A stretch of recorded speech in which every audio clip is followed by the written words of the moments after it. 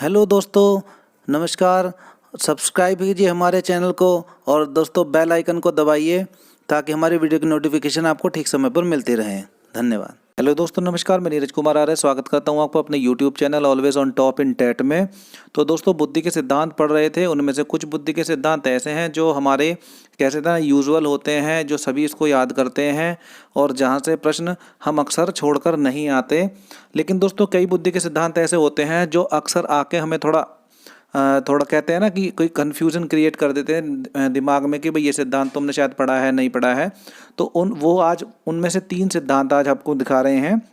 3 सिद्धांत आपको पढ़ाएंगे और दोस्तों थोड़ी थोड़ी डिटेल भी इनके बारे में बताते चलेंगे, क्योंकि जो दोस्तों ज़्यादा डिटेल जानने की हमें ज़रूरत नहीं होती, क्योंकि इन सिद्धांतों से ज़्यादातर जो प्रश्न पूछे जाते हैं वो प्रतिपादकों को लेकर पूछे जाते हैं। तो दोस्तों शुरू करते हैं। तो दोस्तों इसमें पहला है बुद्धि कै तथा बुद्धि ख सिद्धांत। तो दोस्तों इस सिद्धांत का प्रतिपादन हैब ने किया। और दोस्तों यानी इसका हमें ध्यान रखना है। बहुत बार प्रश्न पूछा गया है कि बुद्धि कै और बुद्धि ख के सिद्धांत का प्रतिपादन किसने किया। तो दोस्तों हैब ने किया था। उसने बुद्धि कै तथा बुद्धि ख का प्रत्यय दिया है और यह बुद्धि के नवीनतम प्रत्यय में से एक है। तो दोस्तों यहाँ से भी प्रश्न पूछा जाता है कि अगर ऑप्शन में दे दे कि बुद्धि का नवीनतम प्रत्यय कौन सा है, तो बुद्धि कै तथा बुद्धि ख का प्रत्यय नवीनतम है। बढ़ते हैं दोस्तों अपने अगले सिद्धांत की तरफ, जो है ब्लूम का आश्चर्यजनक सिद्धांत। तो दोस्तों ब्लूम ने अपने आश्चर्यजनक बुद्धि के सिद्धांत को यह नाम दिया और यह सिद्धांत कहता है कि कोई भी बुद्धि जैसी चीज़ नहीं है और ऐसा कोई प्रत्यय नहीं है जिसके अनुसार बुद्धि का अस्तित्व है। यह सिद्धांत कहता है कि दोस्तों अधिक समय जो दोस्तों वो सबसे महत्वपूर्ण जो एक कारक होता है। तो दोस्तों अब देखिए इसमें आश्चर्यजनक क्या था कि एक तो बीएस ब्लूम एक बहुत बड़ा नाम है दोस्तों, शिक्षा मनोविज्ञान या बाल मनोविज्ञान में कह लें। तो दोस्तों जहाँ पर अल्बर्ट बिने और दोस्तों एल्फ्रेड बिने जो हैं, एल्फ्रेड बिने हैं और उनके अलावा स्पीरमैन है, थॉर्नडाइक है, थर्स्टन है, ये तमाम जो है बुद्धि के कारकों को खोजने का प्रयास कर रहे थे। वहीं दोस्तों ब्लूम जैसे एक मनोवैज्ञानिक ने एक ऐसा सिद्धांत दिया, उसने कहा कि बुद्धि नाम की कोई चीज़ होती ही नहीं है। तो इससे सबको आश्चर्य हुआ। तो इसलिए इस सिद्धांत का नाम ही आश्चर्यजनक सिद्धांत रखा गया है। इस तरीके से आप इसे याद रख सकते हैं।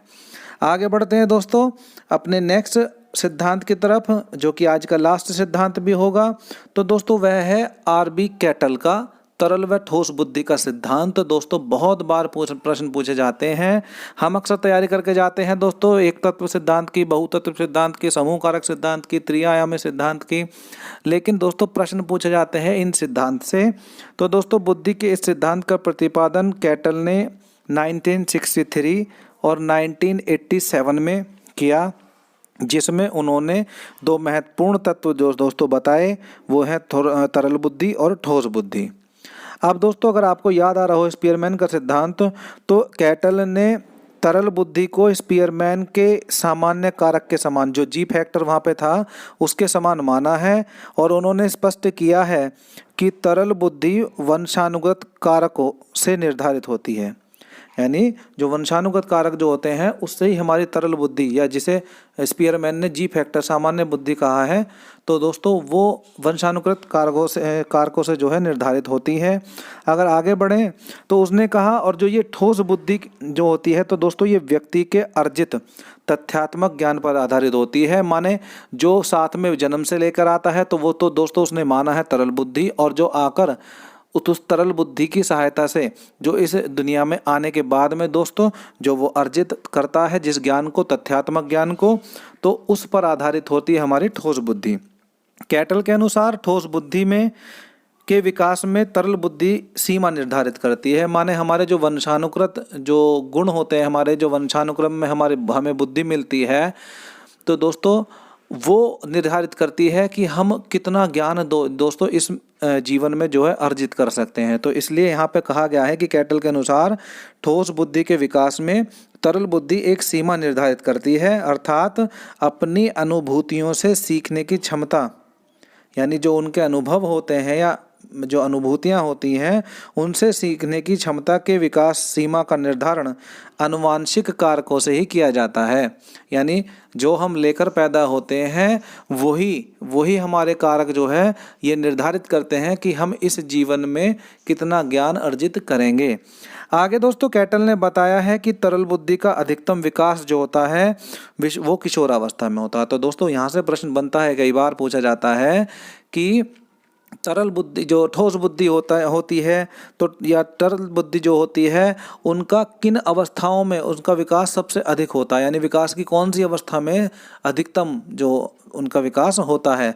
तो दोस्तों सबसे पहले बात करें तो यहाँ बताया गया है तरल बुद्धि का अधिकतम विकास किशोरावस्था में होता है, पर ठोस बुद्धि का अधिकतम विकास तो दोस्तों वयस्क अवस्था में भी होता रहता है।